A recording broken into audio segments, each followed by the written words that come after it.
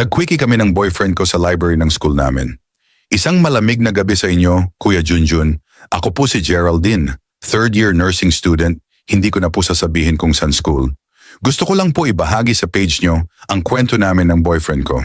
Nangyari po ito mga 3 buwan na ang nakakaraan siguro, aminado po ako, hindi ako santa-santa na babae at minsan ay may pagka-wild din kasi ayoko nagpapanggap na kunwari mabait pero nasa loob pala ang kulo.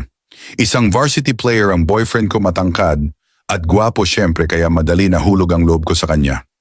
Ang pangalan niya po pala ay Arthur, bali graduating na si Arthur.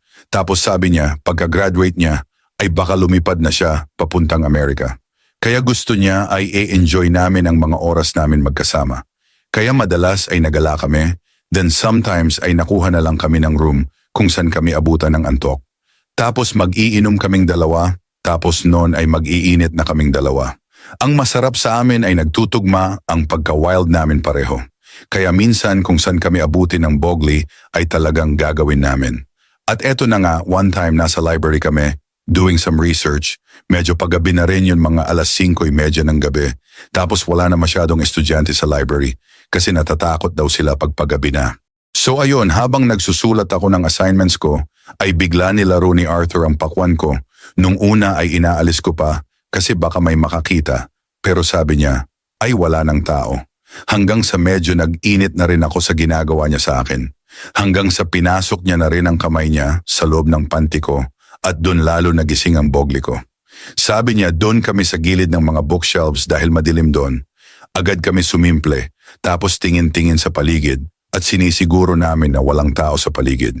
Nung nakasiguro na si Arthur ay agad ako tinulak ni Arthur sa pader at sabay angat sa palda ko na muntik pa mapunit dahil sa gigil ni Arthur.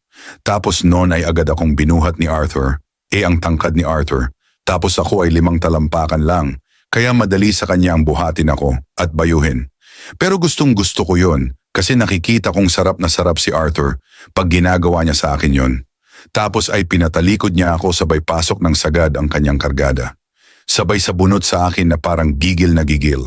At gustong gusto niyang pinuputok sa loob ko ang lahat ng katas niya. Mahal na mahal ko si Arthur kaya lahat ng gusto niya ay ginagawa ko. At alam naming bawal yung ginawa namin pero iba sa pakiramdam yung excitement na yon. Pagkatapos namin doon ay agad kong binaba ang palda ko na parang walang nangyari sabay balik sa lamesa at kunwari ay nagsusulat ako. Pero sa totoo lang ay medyo kinabahan ako kasi hindi ko alam kung may nakakita sa amin o wala.